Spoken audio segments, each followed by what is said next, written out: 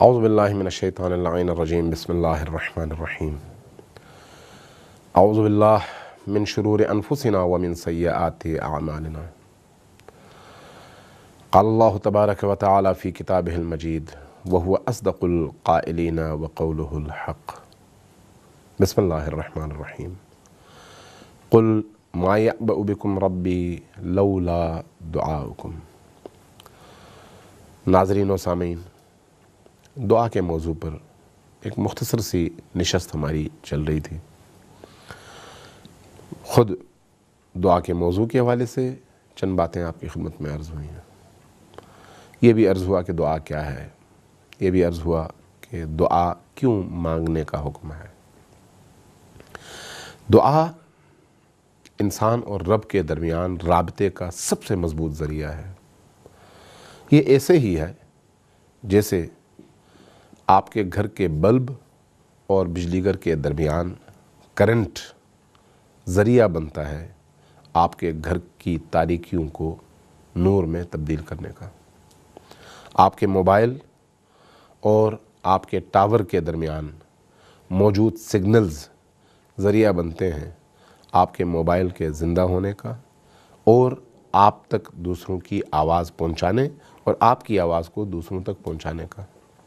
دعا اللہ تبارک و تعالیٰ سے وہ رابطہ ہے جس میں جو کچھ انسان کہتا ہے وہ ضائع نہیں ہوتا، وہ لفظ زندہ ہوتے ہیں اور اللہ کی بارگاہ میں پہنچتے ہیں۔ دعا پر اسلام نے بہت زیادہ زور دیا ہے، انبیاء نے بہت زیادہ زور دیا ہے، اولیاء نے بہت زیادہ زور دیا ہے، اس میں کسی طرح کا کوئی شبہ نہیں ہے۔ دعا ہر قوم میں موجود رہی ہے۔ دعا اصل میں نیچے والوں کی طرف سے اوپر والوں کی طرف دست طلب دراز کرنا ہے۔ عام انسانی زندگی میں بھی اوپر کے لوگوں سے نیچے کے لوگ ہمیشہ مانگا کرتے ہیں، لیکن اگر کسی کو یہ پتہ چل جائے کہ اوپر حقیقی معنوں میں کون ہے تو پھر وہ کبھی بھی کسی انسان سے نہیں مانگے گا بلکہ انسان کے خالق سے مانگے گا۔ اللہ چاہتا ہے کہ انسان مخلوقات کی قید سے آزاد ہو اور اللہ کی بندگی کے دائرے میں داخل ہو۔ جو شخص اللہ کی بندگی کے دائرے میں داخل ہو جاتا ہے اس کو پھر اللہ باقی تمام مخلوقات سے بے نیاز کر دیتا ہے۔ اس کے لیے اخلاص شرط ہے، اس کے لیے پاکیزگی شرط ہے۔ آپ دعائے کمین میں پڑھتے ہیں اللہم اغفر لی الذنوب التی تہتک العصم۔ بار الہ، میری زندگی میں وہ گناہ جو عصمت کے پردوں کو چاک کر دیتے ہیں اور انسان کو بے حیائی کی طرف لے جاتے ہیں، ان گناہوں کی بخشش فرما۔ کیوں؟ اللہم اغفر لی الذنوب التی تغیر النعم، وہ گناہ جو نعمتوں کو ذلتوں میں، عذاب میں، نقمت میں تبدیل کر دیتے ہیں، وہ بخش دے۔ دعا اس لیے بھی ضروری ہے کہ انسان کے گناہوں کے نتیجے میں جو زنگ، جو غبار، جو تاریکی، جو سیاہی انسان کی فکر پر، اس کی نگاہ پر، اس کے قلب پر، اس کے پورے وجود پر غالب آ جاتے ہیں، ان کو اگر کوئی چیز پاک اور صاف کر سکتی ہے تو وہ دعا ہے۔ اس لیے بھی دعا ضروری ہے۔ اس لیے امیر المومنین نے فرمایا، نشاندہی کی، اللہم اغفر لی الذنوب التی تہتک العصم، اللہم اغفر لی الذنوب التی تغیر النعم، اللہم اغفر لی الذنوب التی تحبس الدعاء۔ ہر وہ گناہ جو دعا کو اوپر کی طرف جانے سے روکتے ہیں وہ تمام گناہ بخش دے۔ کیوں؟ اس لیے کہ گناہ انسان اور اس کے رب کے درمیان سب سے بڑی رکاوٹ ہے اور ہماری دعاؤں کو اللہ تک پہنچنے سے روکتے ہیں۔ ضروری ہے کہ انسان اہل دعا بنے، لیکن اہل دعا ہونے کے لیے کچھ شرطیں ہیں۔ ان شرطوں میں سے ایک شرط یہ ہے کہ ہر وہ گناہ جو انسان کے اندر تاریکی پیدا کر دے اس سے انسان بچے۔ آپ نے اولیاء اللہ کے بارے میں، بزرگوں کے بارے میں، فقراء کے بارے میں، عرفاء کے بارے میں سنا ہوگا کہ وہ مستجاب الدعوہ ہوتے تھے، یعنی جب کبھی وہ دعا مانگتے تھے اللہ کی بارگاہ میں فوراً ان کی دعائیں قبول ہوتی تھیں۔ ایسے بڑے بزرگ ہیں۔ بعض بزرگ آپ کو اپنی جیب سے کوئی چیز نکال کے دے دیتے ہیں، آپ کھا لیتے ہیں، شفا یاب ہو جاتے ہیں۔ ایسے بھی بزرگ گزرے ہیں۔ کیوں؟ اس لیے کہ مستجاب الدعوہ ہیں۔ اس لیے کہ صاحب کرامت ہے. صاحب کرامت کب انسان بنتا ہے؟ جب اندر کی دنیا کو پاکیزہ کر لے. اس لیے امیر المومنین نے فرمایا نا کہ اللہم اغفر لی الذنوب التی تحبس الدعاء، ہر وہ گناہ جو میرے دعا کو اللہ کی بارگاہ میں پہنچنے سے روکتا ہو، ہر اس گناہ کی بخشش چاہیے. اس کا مطلب یہ ہے کہ دعا کی اجابت کے لیے انسان کو پاکیزہ ہونا چاہیے اور ان گناہوں سے اجتناب کرنا چاہیے جو گناہ اس کے دعاؤں کی راہ میں رکاوٹ بنتے ہیں. انسان کی عملی زندگی میں اگر دعا نہ ہو تو انسان کا دل اس تاریک کمرے کی مانند ہے جس میں لائٹ نہ ہو، جس میں روشنی نہ ہو. ایک تاریک کمرے میں اگر آپ کے پاس کوئی لائٹ نہ ہو تو آپ کو کچھ سجائی نہیں دیتا، ایک اندھے کی طرح سے ہے. دعا اس تاریک کمرے کے اندر روشنی کی کرن ہے. دعا اس تاریک کمرے کے اندر ظلمتوں کو چیرنے والی وہ کیفیت ہے جس کے نتیجے میں آپ کی آنکھیں کھلتی ہیں.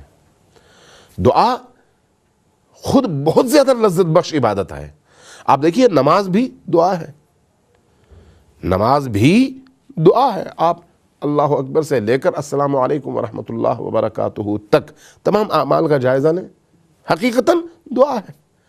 یعنی اللہ چاہتا ہے کہ انسان ان اعمال کے ذریعے سے، ان دعاؤں کے ذریعے سے اپنے رب سے جڑا رہے، اپنے رب سے جڑا رہے. اس کے لیے دعا کو اللہ تبارک و تعالیٰ نے ایک ہتھیار کے طور پر انسان کے سامنے رکھا ہے. ہم جس مکتب کے ماننے والے ہیں، جس کو مکتب اہل البیت کہتے ہیں، اس مکتب کی سب سے بڑی خوبی یہ ہے کہ یہ مکتب چونکہ اہل البیت کے واسطے سے اللہ سے جڑا ہوا مکتب ہے، اہل البیت کے واسطے سے اللہ کے فیض کے مجموعے کا مکتب ہے یہ، اس لیے اس مکتب میں روح کی تطہیر کے لیے، فکر کی تطہیر کے لیے، نگاہوں کی تطہیر کے لیے، کانوں کی تطہیر کے لیے جو خزانے دعاؤں کی صورت میں اہل البیت نے ہم تک پہنچائے ہیں، وہ کسی دنیا کے مکتب میں اس طرح کے خزانے موجود نہیں ہیں. آپ جتنا غور کریں گے محسوس کریں گے کہ مکتب اہل البیت اس حوالے سے ایک بحر بے کراں ہے. آپ دنیا کے کسی بھی دین کو دیکھ لیجئے، دنیا کے کسی بھی مکتب کو دیکھ لیجئے، کسی مکتب اور کسی دین میں یہ جو دعاؤں کا خزینہ اہل البیت کے ہاں ملتا ہے کہیں نہیں ملتا. اہل البیت کی دعاؤں کو دیکھیے معرفت ہے، اہل البیت کی دعاؤں کو دیکھیے گریہ ہے، اہل البیت کی دعاؤں کو دیکھیے اللہ سے راز و نیاز ہے، اہل البیت کی دعاؤں کو دیکھیے وہاں پر عشق الہی کا موجزن دریا ہے.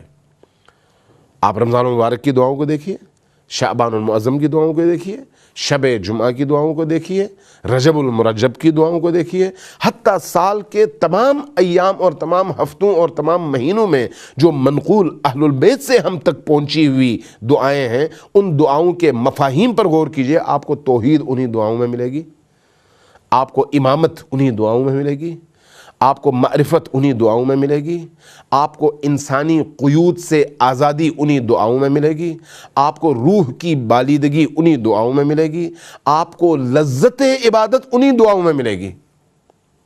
اللہ تبارک و تعالیٰ نے دعا کا جہاں پر حکم دیا وہاں پر اپنے ان اولیاء کے ذریعے سے دعاؤں کے وہ ذخیرے بھی ہم تک پہنچائے ہیں. اس لیے ان دعاؤں کی طرف توجہ ضروری ہے. دعا لفظ نہیں ہے کہ انسان چند الفاظ ادا کر دے اور اس کے بعد کہے کہ میں نے پڑھ لیا. نہیں بھئی، دعا یہ نہیں ہے. وہ ایسے ہی ہے جیسے آپ نے پورا قرآن حفظ سے پڑھ لیا ہو اور اس قرآن نے آپ پر کوئی اثر نہ کیا ہو. بطخ اگر آپ اس کو پانی میں ڈبو دیں تو وہ پانی سے نکل آئے گا، نکلنے کے بعد آپ اس کے پر کو ہاتھ لگا کر دیکھ لیں، اس کا پر کہیں سے تر نہیں ہوگا. جو انسان دعا کی روح سے آشنا نہ ہو اور صرف لفظوں پر اکتفا کر کے عبور کر جائے، وہ اس بطخ کی مانند ہے جو پانی میں ڈوب کر بھی گیلا نہیں ہوتا. دعا ڈوبنے کا اللہ کی محبت میں، اللہ کے عشق میں، اس عشق الہی، اس جذبے الہی میں ڈوبنے کا وہ مقام ہے جہاں پر جا کر انسان اپنی زندگی کو بالکل یکسر مختلف پاتا ہے. اس لیے جب انسان اللہ کی بارگاہ میں کوئی دعا پڑھتا ہے اور خصوصاً دعا اگر ائمہ سے منقول ہو تو اس دعا کے نتیجے میں اس کی روح کی کیفیت میں تبدیلی آ جاتی ہے. جب اس دعا کی کیفیت سے انسان نکل کر باہر آتا ہے تو محسوس کرتا ہے بالکل ہلکا پھلکا ہو گیا ہے. اب مادی زندگی اور مادی دنیا اس کو بہت حقیر اور بہت ہی چھوٹی لگنے لگتی ہے. کیوں؟ اس لیے کہ اس نے دعا کی اس لذت کو چکھا ہے. اس لیے جب صادقہ آل محمد سے پوچھا گیا کہ یا ابن رسول اللہ آپ یہ فرمائیے کہ ایک انسان کو کیسے پتہ چلے کہ اللہ اس سے محبت کرتا ہے یا نہیں کرتا، تو فرمایا کہ اس کو چاہیے کہ وہ دیکھے اس کی دعاؤں میں اس کو لذت ملتی ہے یا نہیں ملتی ہے. اگر دعاؤں میں لذت ملتی ہے تو سمجھ لے کہ اللہ نے اس کو اپنے گڈ بک میں لکھا ہوا ہے، اس کا نام اللہ کے گڈ بک میں شامل ہے.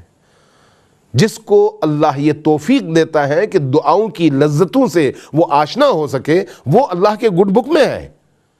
اور جو اللہ کے گڈ بک میں ہے وہ آگے بڑھتا چلا جاتا ہے. جیسے جیسے انسان ڈوبتا ہے ویسے ویسے اس کو تیراکی آتی ہے، ویسے ویسے وہ ان لہروں کو پاٹتے ہوئے اس کنارے لگتا ہے، اور جو اس کنارے لگ جائے وہ کامران ترین اور کامیاب ترین انسان ہے.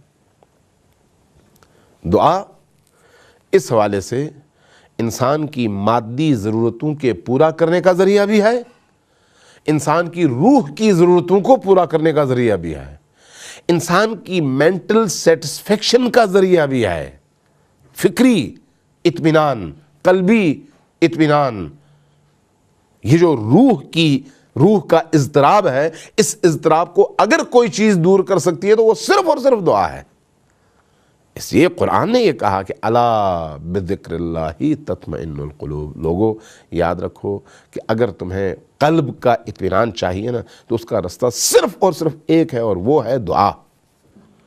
آپ دیکھیے، اس لیے دعا عیسائیوں میں بھی رائج ہے، اس لیے دعا ہندوؤں میں بھی رائج ہے، اس لیے دعا سکھوں میں بھی رائج ہے، اس لیے دعا بدھسٹ میں بھی رائج ہے، اس لیے دعا یہودیوں میں بھی رائج ہے. ہر جگہ دعا ہے، اس لیے کہ دعا انسان کی فطری ضرورت ہے. لیکن چونکہ دین یعنی اسلام کامل ترین مکتب ہے اور اہل البیت کا مکتب اس کامل ترین مکتب کا مظہر ہے، اس لیے کامل ترین دعائیں اس مکتب میں آپ کو ملتی ہیں. آپ دعائے ابو حمزہ صومالی دیکھیے، آپ دعائے افتتاح دیکھیے، آپ مناجات شعبانیہ دیکھیے، آپ ان مناجاتوں کو دیکھیے جو ائمہ اطہار کے ذریعے سے ہم تک پہنچی ہیں. ان مناجاتوں کو دیکھنے کے بعد، پڑھنے کے بعد اور اس کے مختلف فراز اور مختلف جملوں پر غور کرنے کے بعد انسان محسوس کرتا ہے کہ اگر کائنات میں کوئی عاشق اپنے دل کی کیفیت کو بہترین انداز میں بیان کر سکتا ہے تو وہ اس سے بہتر نہیں ہو سکتا جو امام حسین نے بیان کیا، جو امیر المؤمنین نے بیان کیا، جو امام سجاد علیہ السلام نے بیان کیا، جو امام صادق علیہ السلام نے بیان کیا، جو رسول کریم نے بیان کیا، جو حضرت زہرا سلام اللہ علیہا نے بیان کیا. یعنی ان پاکیزہ ترین ہستیوں کی زبان سے اللہ تبارک و تعالیٰ نے وہ کلمات کہلوائے جو حقیقت میں انسان کی زندگی کا سرمایہ ہے. دعا کیا ہے؟ امام خمینی نے بہت خوبصورت جملہ ارشاد فرمایا تھا. فرمایا کہ قرآن نازل ہے اللہ کی طرف سے قلب مبارک نبی پر، اور جب قلب مبارک نبی پر قرآن نازل ہوتا ہے اور یہی قرآن قلب نبی سے، قلب علی سے، قلب حسن و حسین سے، قلب فاطمہ سے، قلب اہل البیت سے ٹکرا کر اوپر کی طرف جاتا ہے، چونکہ ان کے قلوب آئینہ ہے. جب اس آئینے میں اوپر سے آئی ہوئی روشنی پڑتی ہے، کرن پڑتی ہے، سورج کی روشنی اس آئینے سے ٹکراتی ہے اور ٹکرانے کے بعد واپس جاتی ہے، تو اس واپسی کے سفر کو، صعود کو دعا کہا گیا ہے. اللہ تبارک و تعالیٰ سے دعا ہے کہ ہمارے قلوب کو اسی طرح سے تطہیر کی توفیق عطا فرمائے. ہم اپنے قلوب کی تطہیر کے ذریعے سے، پاکیزگی کے ذریعے سے اس مقام تک پہنچیں کہ ان دعاؤں کا حق ہم ادا کر سکیں اور اپنے باطن کی پاکیزگی، باطن کی نورانیت کا سامان فراہم کر سکیں. والسلام علیکم ورحمۃ اللہ وبرکاتہ.